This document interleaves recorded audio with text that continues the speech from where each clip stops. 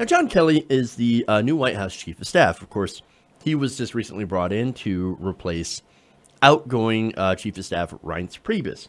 Now, Priebus, look, this was a guy who was very quiet. Nobody really took him seriously. At least I didn't take him seriously. Now, the president also didn't take him seriously. In fact, according to insiders, Trump had once summoned Reince to the Oval Office to kill a bug that was bothering him. Is that not the saddest thing you will ever hear? Reince, hey, yeah, come to the Oval Office. Kill this bug. It's bothering me. And he did it. Again, oh, sad. Very sad. Now, I gotta ask, man. Hey, Reince, how much was your dignity worth?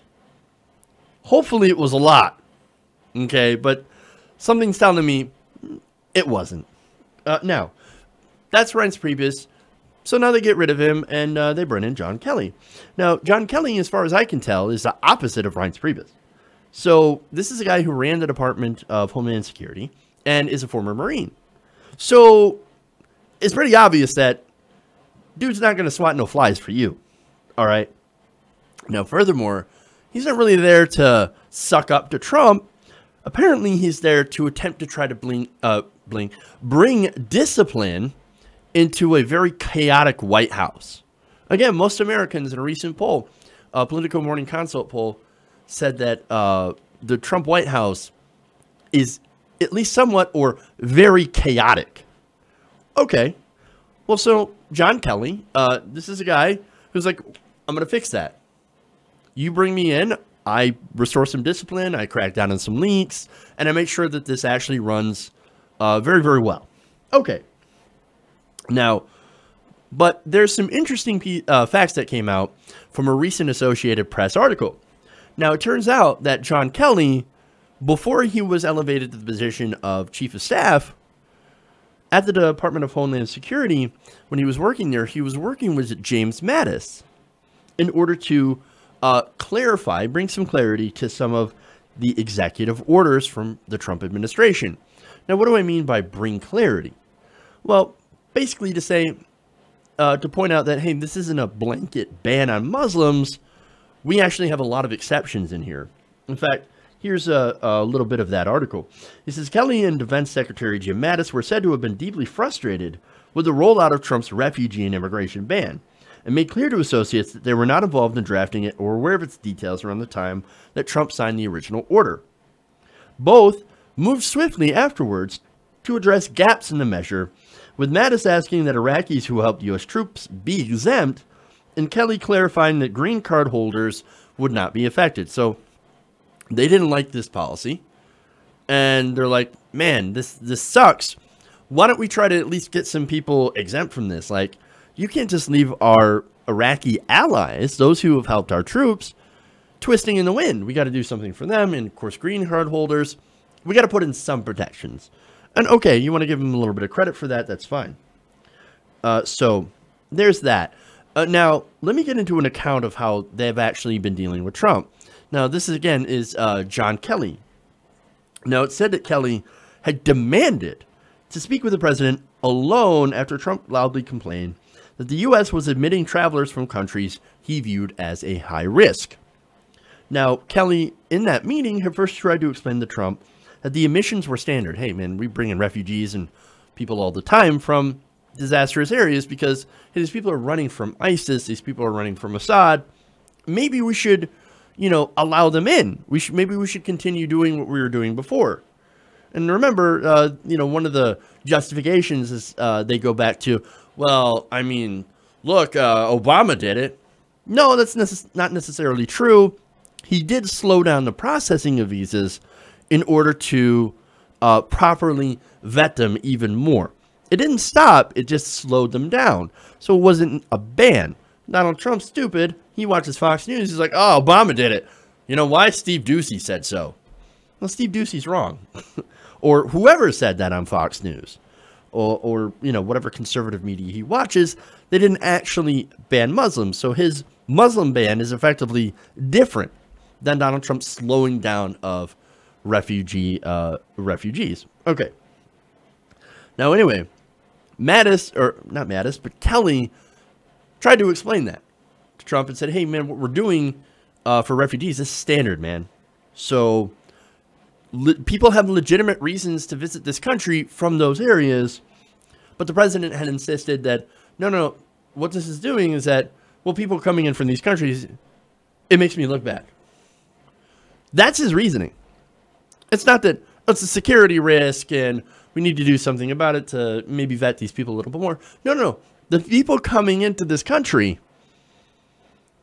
make him look bad because he's actually letting actual refugees in. That's the problem here. That's the issue that Trump had. That makes me look bad. See, it's all about optics with him. He doesn't care about policy. He doesn't care that it's bad policy that doesn't actually make sense. No. All he cares about is, does it make me look good? Does it make me look bad? I made a promise to ban the Muslims. If I don't do it, it's going to make me look bad. Ridiculous, right?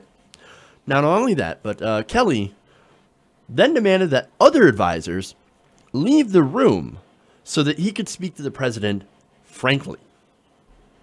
Trump refused at first, but agreed when Kelly insisted.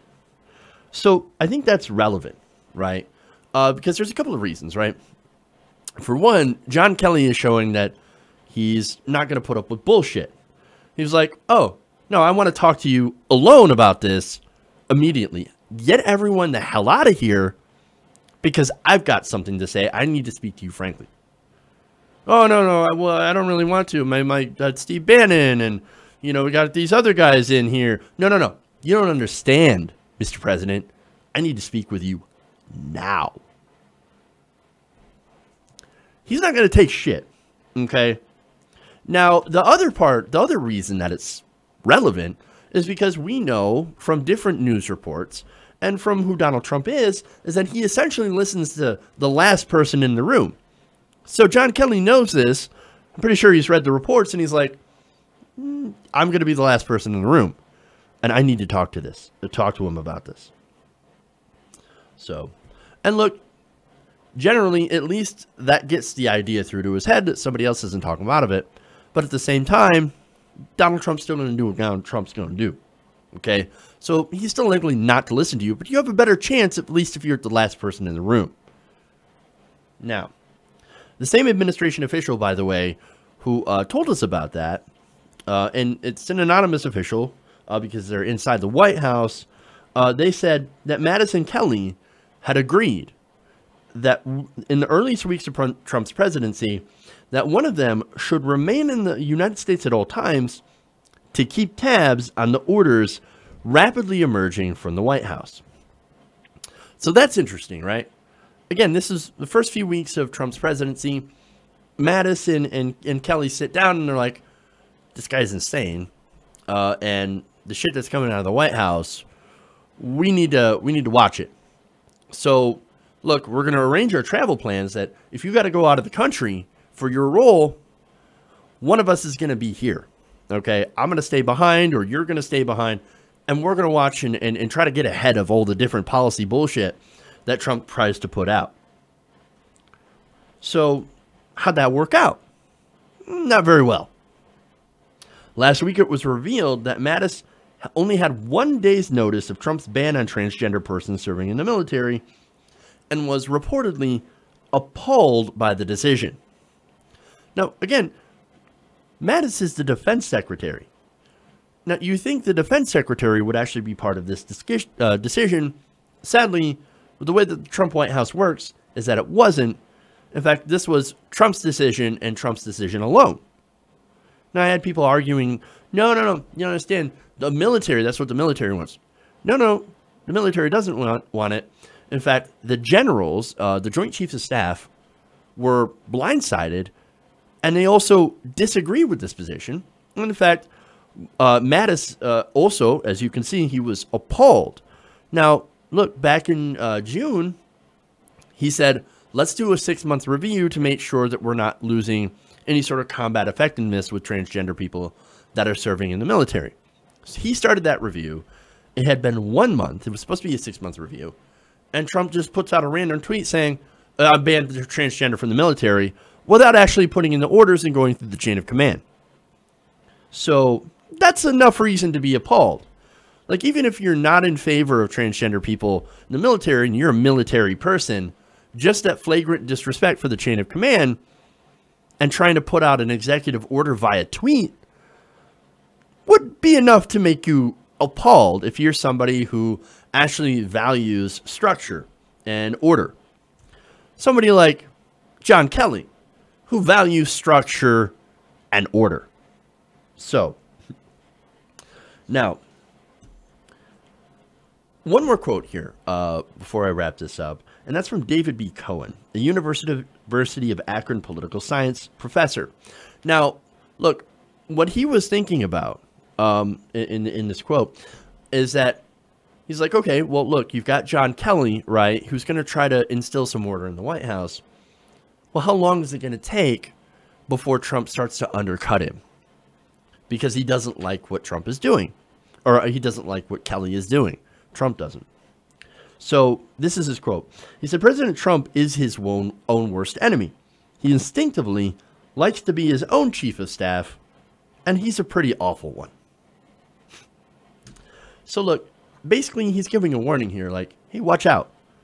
It's not going to be long, in my opinion, before Trump tries to undermine Kelly. He's a child, and look, what this boils down to is that before he even got the position, Kelly and Mattis sat down to try to babysit Trump.